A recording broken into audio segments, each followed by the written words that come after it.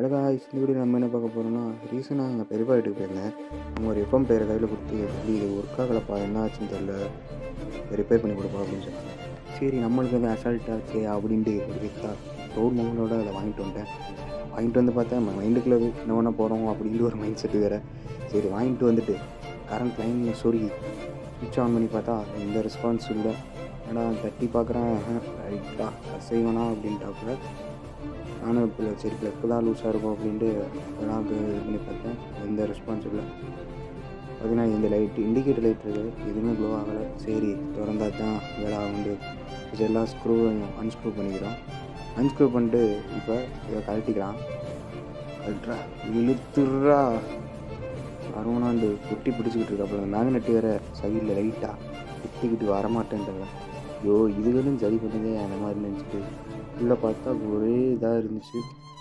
சரி ஃபஸ்ட்டு ஸ்பீக்கரை டீசால்ட் பண்ணிக்கிறோம். அது ரொம்ப நம்மளுக்கு இடசங்கமாக இருந்தாப்புல இழுத்துக்கிட்டு கை வேறு கொஞ்சம் நடுங்குது. இதை வேறு வச்சு டீஸ்டால் பண்ணி எடுத்துக்கலாம். பார்த்தீங்கன்னா ஸ்பீக்கர் கொஞ்சம் பழைய ஸ்பீக்கர் தான். ஸ்பீக்கர் ஏதாச்சும் போயிருக்கான்னு பார்த்தேன், ஸ்பீக்கரில் எந்த ப்ராப்ளமும் இல்லை. ஸ்பீக்கர் நல்லா தான் இருந்துச்சு. சரி அதை தூக்கி ஓரமாக வச்சுட்டு இப்போ அடுத்து தூசிலாம் கொஞ்சம் ரொம்ப தூசியாக இருக்குது. தூசியை தட்டிட்டு பக்கத்தில் எடுத்து பார்த்தா போர்டில் எந்த ஷார்ட் ஆன மாதிரி தெரியல எனக்கு. என்ன தான் போயிருக்குன்னு ஒரு மைண்ட் செட்டை பார்த்து டிரான்ஸ்ஃபார்மர் சைடு போய் பார்த்தா கொஞ்சம் வயர் பிஞ்சிருக்கு. இவருக்கு இதான் வேலை. வேறு தான் போயிருக்கு, வேறு எதுவும் பிரச்சனை இருக்காதுன்னு எனக்குள்ளே ஒரு இது. சரி இப்போ ஃபஸ்ட்டு என்ன பண்ண போகிறோம், வயரை அது சால்ட்ரிங் பண்ணி பேக் சால்ட்ரிங் பண்ண போகிறோம்.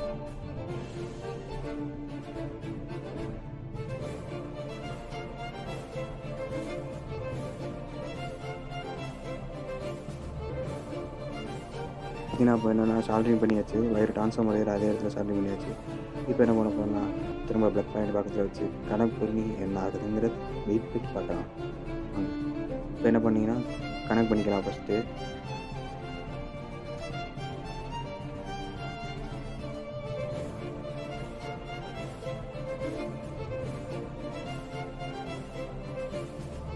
வயரை ஃபஸ்ட்டு கனெக்ட் பண்ணிக்கலாம்.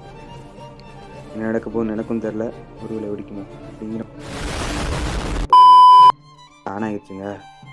இதுலேயே வால்யூம் இதில் பட்டன்லேயே அவங்க ஆன் ஆஃப் பண்ணுற மாதிரி சுவிட்ச் வச்சுருவாங்க. சரி ஸ்பீக்கரை கனெக்ட் பண்ணிட்டு பார்த்தா எந்த சவுண்டுமே இல்லை.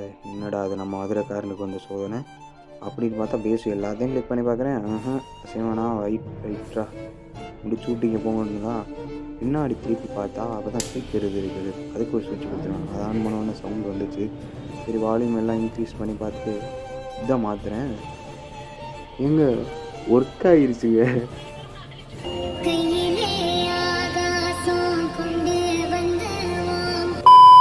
என்னடா பரவாயில்ல, வேறு எதுவும் இதில் வேறு எதுவும் பிரச்சனை இல்லை. டிரான்ஸ்ஃபார்மர் வேறு மாற்றினோடனே ஒழுங்காக இதாகிடுச்சு.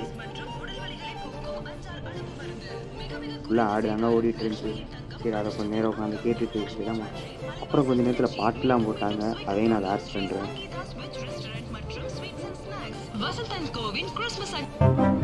அந்த காலம் இந்த வீடியோ பிடிச்சிருந்தா மறக்காமல் ஷேர் பண்ணுங்கள், லைக் பண்ணுங்கள், சப்ஸ்கிரைப் பண்ணுங்கள் அண்ட் கமெண்ட் பண்ணுங்கள். தேங்க்ஸ் ஃபார் வாட்சிங். Tata bye, see you.